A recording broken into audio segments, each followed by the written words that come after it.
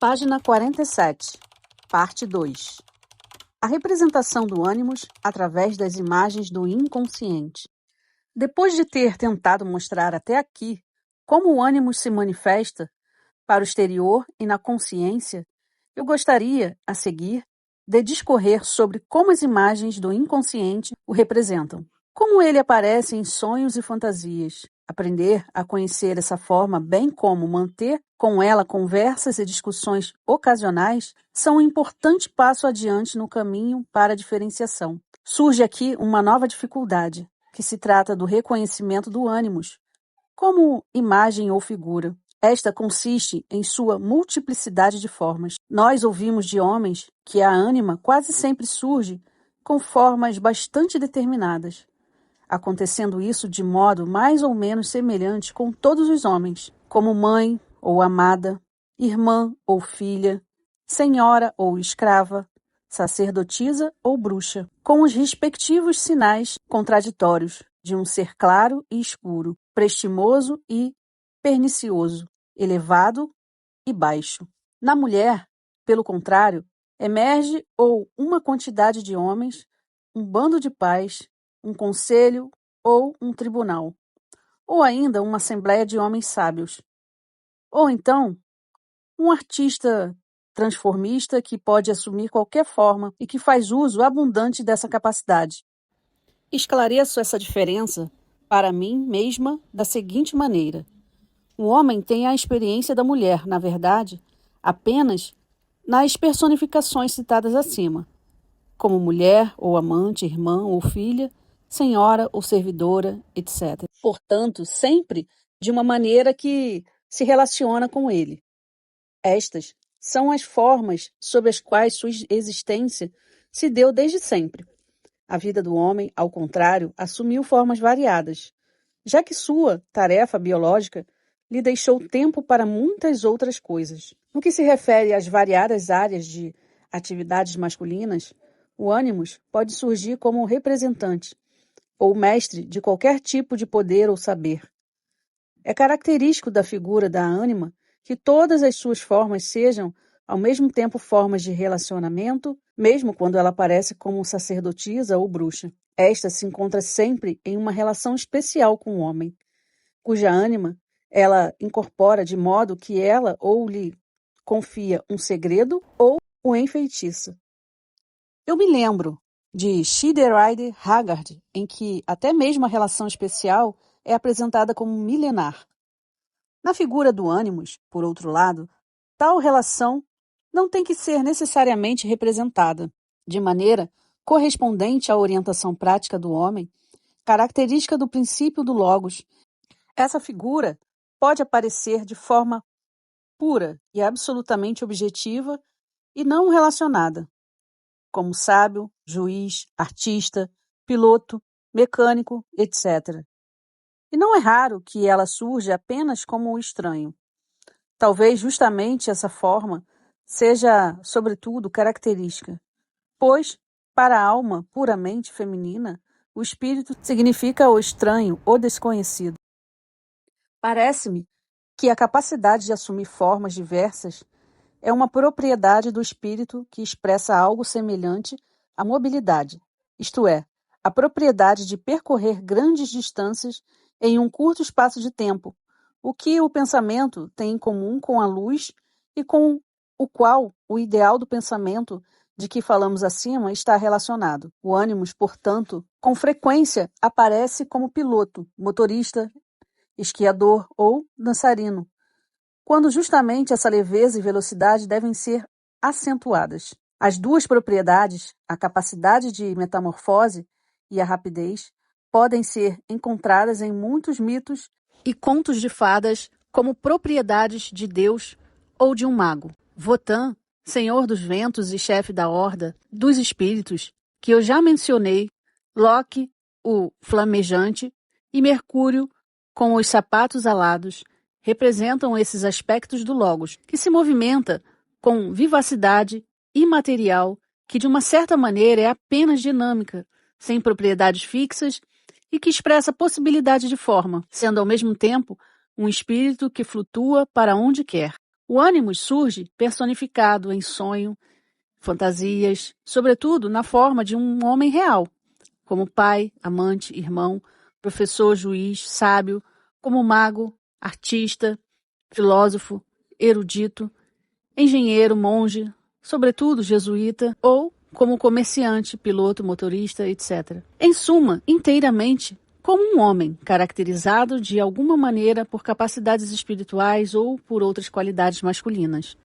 Isso pode ocorrer no sentido positivo, como um pai prestativo e bem-intencionado, como amante encantador, amigo compreensivo, líder superior ou então como tirano violento e sem consideração, admoestador, pregador, moral e juiz da moral, e então mais uma vez como sedutor, explorador e frequentemente também por meio de uma mistura do ilusionismo intelectual e questionamento humano, um fascinante pseudo-herói.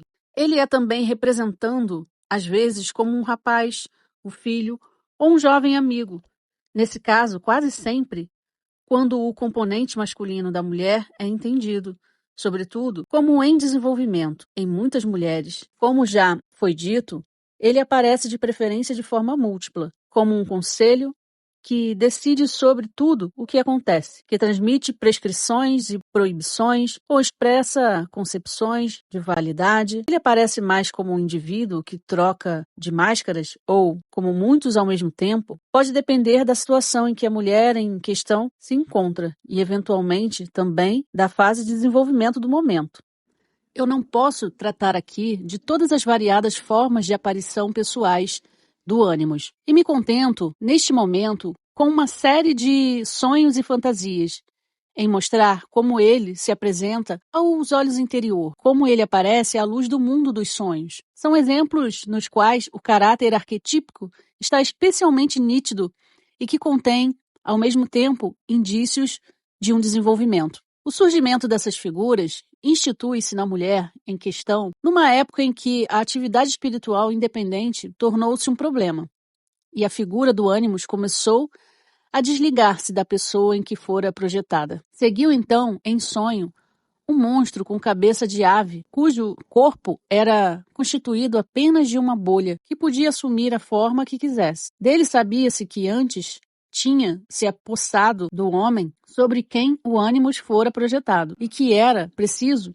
ocultar-se dele, pois ele gostava de devorar pessoas, mas que não as matava, precisando elas continuar a viver em seu interior. A forma de bolha indica algo que ainda se encontra no estágio inicial, somente a cabeça, como órgão característico do ânimos, está diferenciada e logo como a cabeça de um ser aéreo. Além disso, qualquer forma pode surgir e a voracidade aponta para uma necessidade de expansão e desenvolvimento dessa grandeza ainda indiferenciada.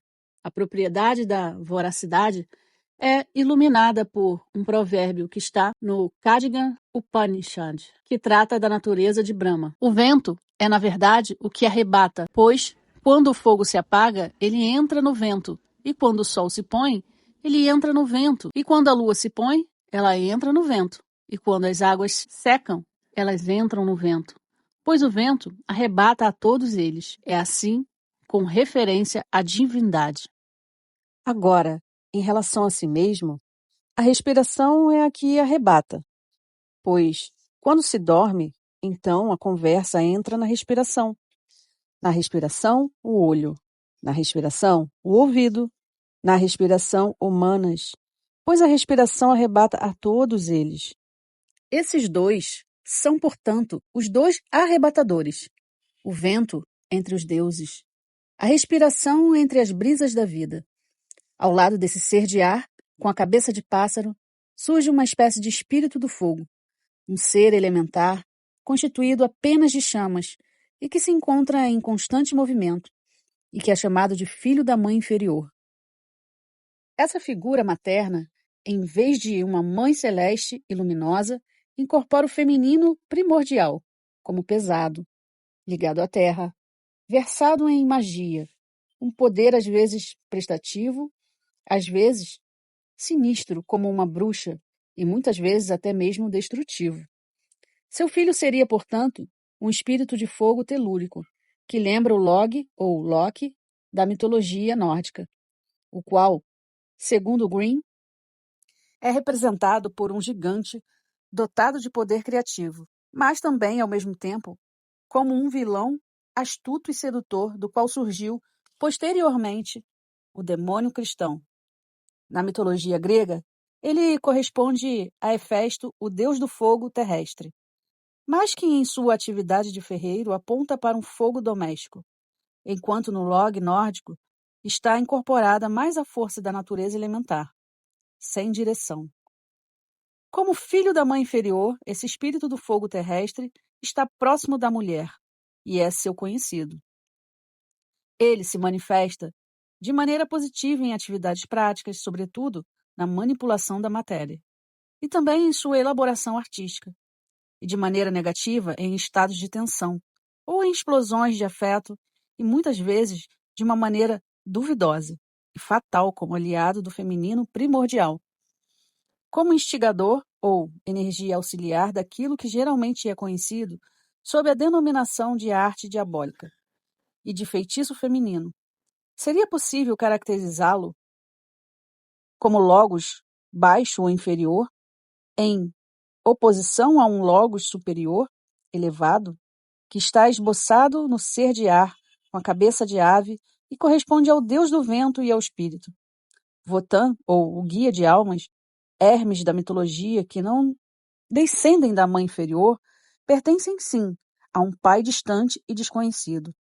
O motivo da mudança de forma retorna em um sonho subsequente, no qual é mostrada uma imagem com o título Urgo, o dragão mágico.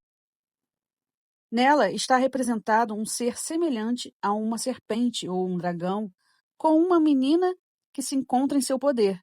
O dragão tem a capacidade de se expandir em todas as direções, de forma que a menina não tem nenhuma possibilidade de escapar do alcance do monstro, já que, a qualquer movimento da menina, ele se estica para o lado correspondente, impossibilitando assim a fuga. A menina é uma figura que sempre se repete em todos esses sonhos e fantasias, que pode ser concebida como alma, mais ou menos no sentido de individualidade inconsciente. Na nossa imagem onírica, ela está apenas esboçada como uma sombra, com traços faciais irreconhecíveis, mas ainda assim totalmente em poder do dragão. Cada um de seus movimentos é observado e medido por ele. Não parece ser possível livrar-se dessa situação. Mostra-se, no entanto, um desenvolvimento do sonho na seguinte fantasia. Um artista mágico exibe suas bailarinas para um príncipe indiano. Estas, hipnotizadas pelo mago, dançam uma dança de metamorfoses, em que elas, tirando o véu após outro em colorida alternância, simulam ora animais, ora pessoas. Mas, apesar de estarem hipnotizadas pelo mago, o príncipe exerce um efeito misterioso sobre elas, entrando mais e mais em êxtase e não prestando mais atenção às ordens do mago, para que parem de dançar. Elas continuam dançando, até que, por fim, como um último véu, elas se livram de seu invólucro corpóreo e caem ao chão como esqueletos. Os restos são enterrados, do túmulo cresce uma flor e desta surge novamente uma mulher branca. Trata-se do mesmo motivo. A menina em poder do mago, cujas ordens ela tem de obedecer por não ter outra opção. Na figura do rei, entretanto, surge um adversário do mago, que impõe limites ao seu poder sobre a menina e atua como se esta, em vez de agir sob ordens, como antes, dançasse a partir de então por si mesma. Agora, a metamorfose, antes apenas representada, torna-se realidade, em que a bailarina morre e torna a aparecer da terra sob uma forma modificada e transfigurada. Aqui é de especial importância a duplicação da figura do ânimos, que por um lado aparece como mago e por outro como príncipe. No mago, está representado o poder mágico possuído pela forma inferior do ânimos, que leva a menina a assumir formas diferentes ou mudar de forma, enquanto o príncipe, como já diz a própria palavra, incorpora um príncipe superior, que efetua uma metamorfose verdadeira e não apenas representada.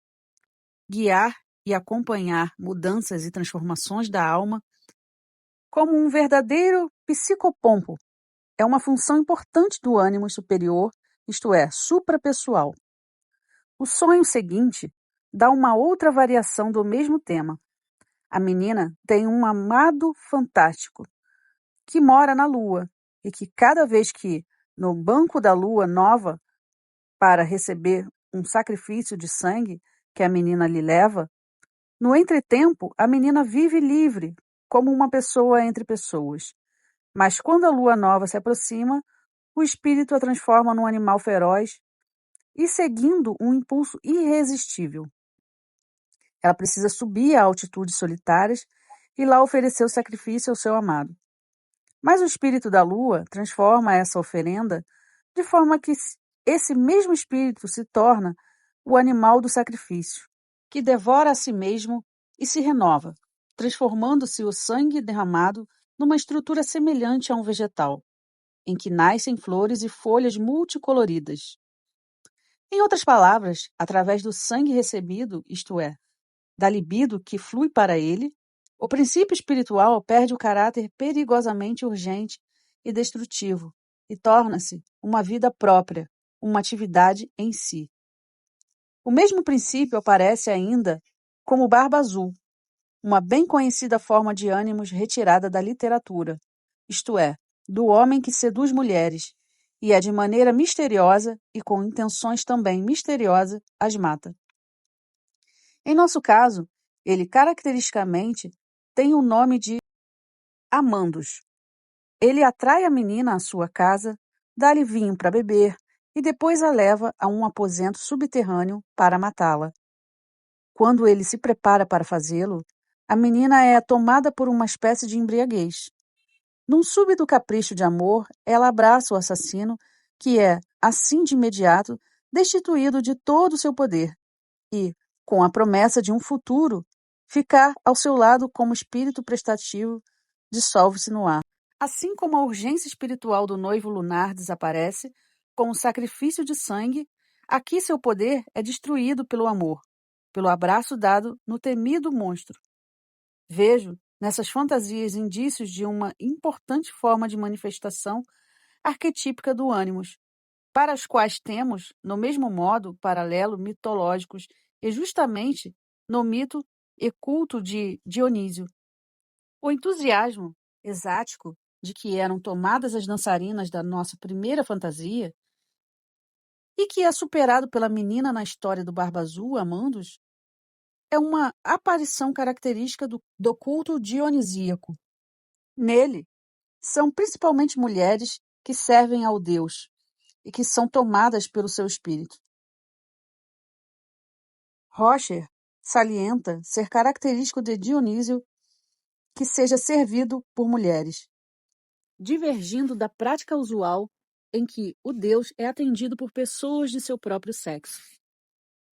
Na história do espírito da lua, é na oferenda de sangue e na transformação da menina num animal que podem ser encontrados paralelos com o culto do Dionísio.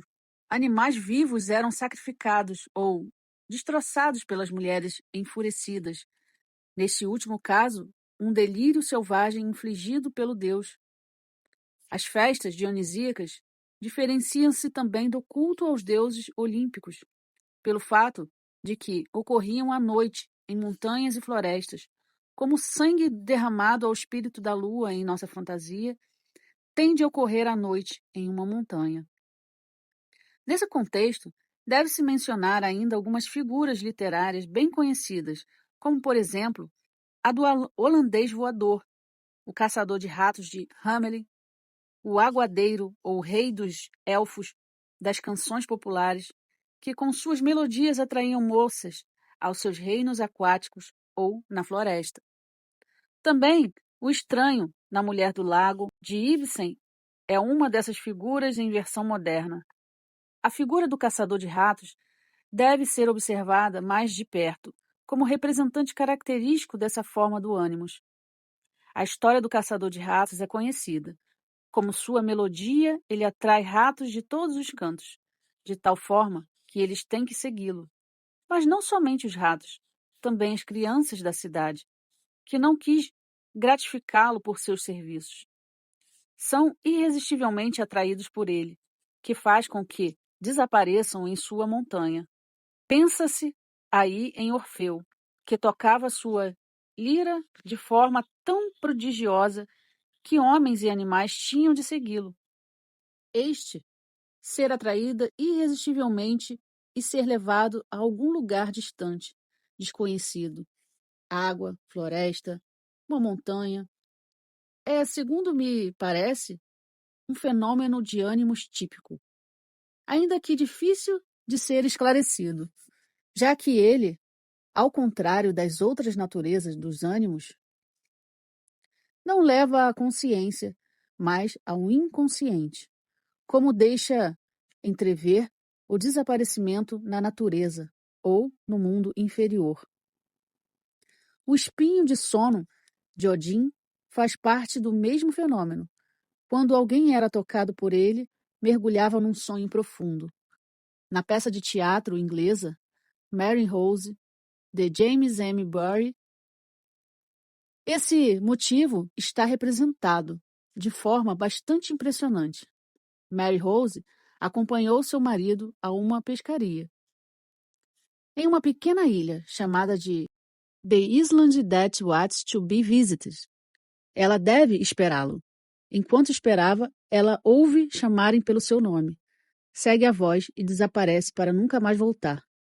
20 anos depois, ela retorna da mesma forma como era antes, quando havia desaparecido e acreditando ter passado apenas algumas horas na ilha, quando evidentemente foram anos.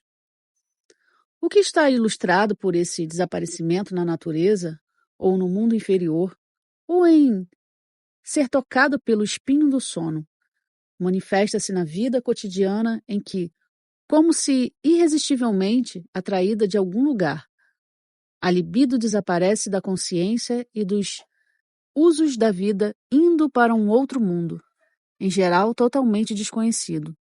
O mundo no qual se desaparece, nesses casos, ou é um mundo de fantasia ou de contos de fada, mais ou menos consciente, no qual as coisas são como se deseja. Ou então está estruturado como um refúgio para compensar as agruras do mundo exterior. Mas, muitas vezes, descobre-se também, nesses lugares distantes e profundos, que nada que pertença a ele penetra na consciência em vigília, e também que depois que se volta a si, não é possível dizer o que aconteceu nesse entretempo. Se quisesse caracterizar de maneira mais precisa o tipo de espírito que atua nessas aparições, poder-se-ia compará-lo ao espírito da música. A atração e o arrebatamento são também com muita frequência, como no caso da história do caçador de ratos, efetuados por meio da música. A música, portanto, pode ser entendida como uma objetivação do espírito, que nem expressa conhecimento no sentido usual, lógico-intelectual, nem se realiza materialmente, mas significa uma representação manifesta dos contextos mais profundos e da mais inabalável regularidade. Neste sentido, a música é espírito, e espírito pode levar a lugares escuros e remotos, não mais acessíveis à consciência, e cujo conteúdo quase não podem mais ser concebidos com palavras, mas sim por meio de números, por estranho que pareça, e também ao mesmo tempo, e sobretudo através de sentimentos e sensibilidade. Esse fato, ao que tudo indica, paradoxal mostra que a música tem condições de permitir o acesso a profundezas onde o espírito e a natureza são ainda, ou, novamente, um, e por isso ela se constitui numa das formas principais e mais primitivas na qual a mulher vive o espírito de modo absoluto. Daí também o importante papel que a dança e a música, como formas de expressão, representam para a mulher. A dança ritual está claramente baseada em conteúdos espirituais. O arrebatamento para essas regiões cósmico-musicais distantes da consciência, que é obra desse espírito, constitui uma contrapartida à mentalidade consciente da mulher, voltada por outro lado para o que está mais próximo e para o mais pessoal. Mas de forma alguma trata-se de uma experiência inofensiva, ainda inequívoca, pois, por um lado, ela pode significar simplesmente tornar-se inconsciente, o que não passa de um mergulho numa espécie de estado de sono crepuscular, um retrocesso à natureza, que equivale a uma regressão a um nível inconsciente anterior e que, por isso, não tem valor, podendo ser até mesmo perigoso. Por outro lado, no entanto, ele pode significar uma experiência religiosa genuína, tendo, então, sem dúvida, um valor inestimável. Além das figuras mencionadas, que mostram o ânimos em um aspecto sinistro, perigoso, há ainda uma figura de outro tipo. No caso que se segue, é um anjo com cabeça de pedra que abriga em sua mão um pássaro azul, o pássaro da alma. Essa função, a de protetor da alma, vem mais uma vez ao encontro daquela do guia de almas, a forma do ânimo superior, transpessoal. Essa forma superior do ânimos também não se deixa transformar em uma função subordinada à consciência, permanecendo uma grandeza sobreposta que deseja ser reconhecida e respeitada como tal. Na fantasia das dançarinas acima mencionada, esse princípio masculino espiritual superior está incorporado na figura do príncipe. Trata-se, portanto, de um soberano, não no sentido de um mago, mas no sentido de um espírito superior, que não traz em si nada de telúrico e noturno, e que não é filho da mãe inferior, mas o representante, o enviado de um pai distante e desconhecido, um poder luminoso, suprapessoal. Todas essas figuras têm o caráter de arquétipos, daí os paralelos mitológicos, e são, consequentemente, mais impessoais ou suprapessoais, mesmo que também estejam voltados para um lado do indivíduo e estejam em relação com ele. Além deles, surge também o ânimos pessoal, ou pertencente ao indivíduo, isto é, aquilo que é masculino ou espiritual e corresponde à própria aptidão da mulher, que se desenvolve numa função ou atitude consciente que pode ser classificada no todo da personalidade. No sonho, como um homem ligado à mulher que sonha, seja por laços de sentimento ou de sangue, ou seja por alguma atividade. Pode-se reconhecer aqui, mais uma vez, as formas superior e inferior, respectivamente com características positivas ou negativas. Às vezes, ele é um amigo ou irmão, há muito procurado ou esperado, um professor que a instrui, um sacerdote que executa com ela uma dança ritual ou um pintor que deve retratá-la. E então, novamente, um trabalhador chamado Ernest vem morar em sua casa e um assessorista chamado Constantin entra a seu serviço. Às vezes, ela tem que se ater a rapazinho malcriado e rebelde. Precisa ter cuidado com um jesuíta tenebroso ou comerciantes mefistofélicos encomendam-lhe todo tipo de coisas magníficas. Um ser independente, mas que apenas raramente emerge. É a figura do estranho. Em geral, apesar de uma estranheza, esse conhecido desconhecido traz uma mensagem ou uma ordem como enviado do distante príncipe da luz. Com o tempo, as figuras aqui descritas tornam-se formas confiáveis, como é o caso com pessoas do mundo exterior, de quem se está próximo ou a quem se encontra com frequência, e aprende-se a compreender por que cada vez aparece uma ou outra. Pode-se conversar com eles, recorrer aos seus conselhos ou à sua ajuda. tendo-se, entretanto, frequentemente de se defender de suas intervenções inoportunas e de se zangar com sua rebeldia. E deve-se estar sempre muito vigilante para que essas formas de aparição do ânimos não tentem tomar o poder e dominar a personalidade.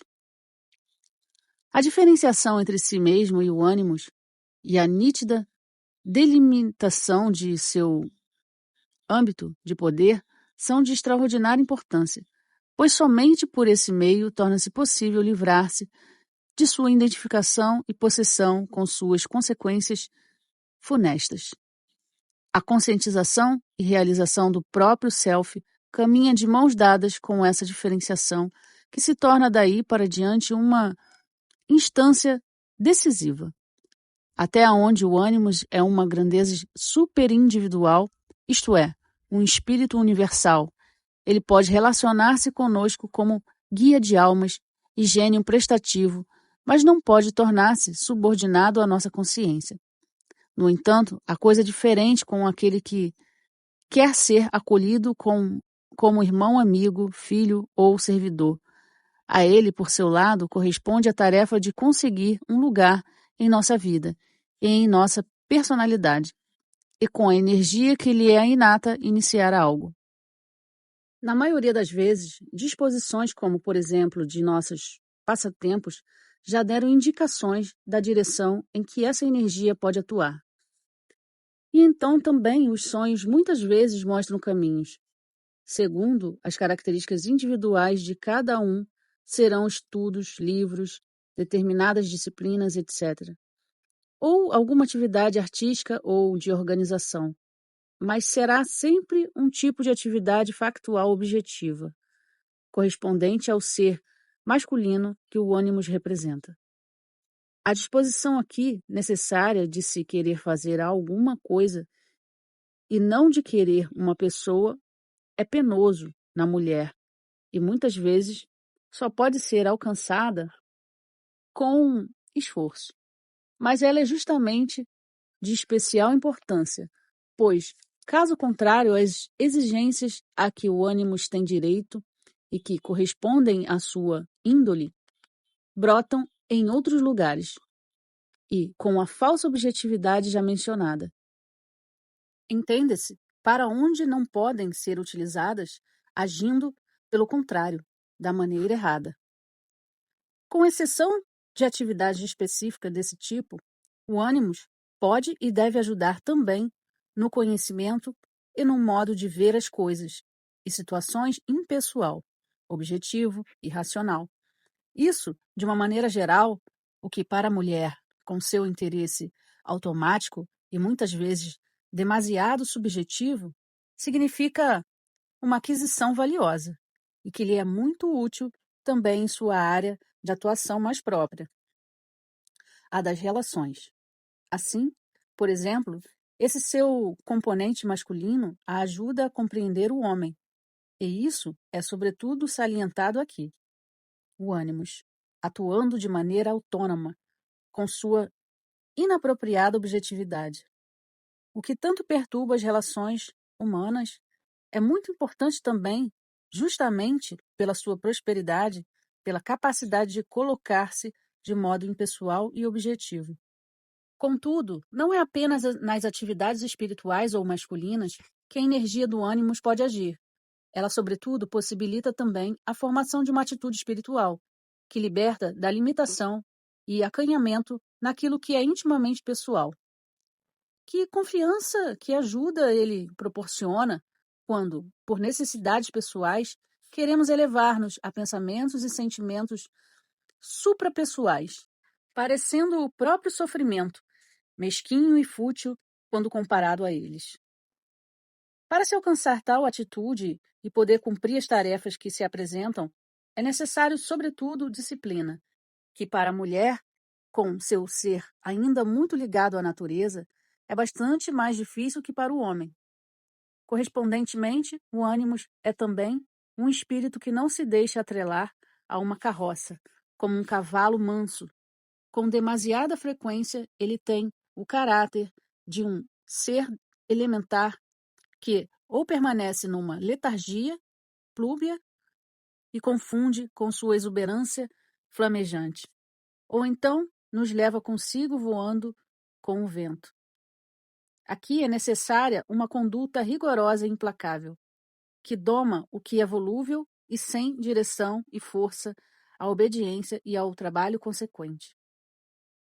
De qualquer forma, para a grande parte das mulheres atuais, o caminho é outro, a saber, para aquelas que se acostumaram à disciplina e à atitude objetiva através de um curso superior, de uma atividade artística, de organização ou alguma outra atividade profissional, antes mesmo que o problema do ânimos como tal se tornasse consciente para elas. Com a aptidão correspondente, isso é bastante possível em razão de uma identificação com o ânimos. Mas até onde eu pude ver, para tais mulheres ser mulher numa atividade profissional bem-sucedida acaba constituindo-se um problema. Normalmente, na forma de insatisfação da necessidade de valores pessoais e não apenas factuais de natureza e feminilidade em geral. Muitas vezes também de forma que ela se envolve em relações difíceis, sem querer, ou por acaso ou destino, cai em situações tipicamente femininas nas quais ela não sabe que atitude tomar, de maneira semelhante ao homem em relação à ânima.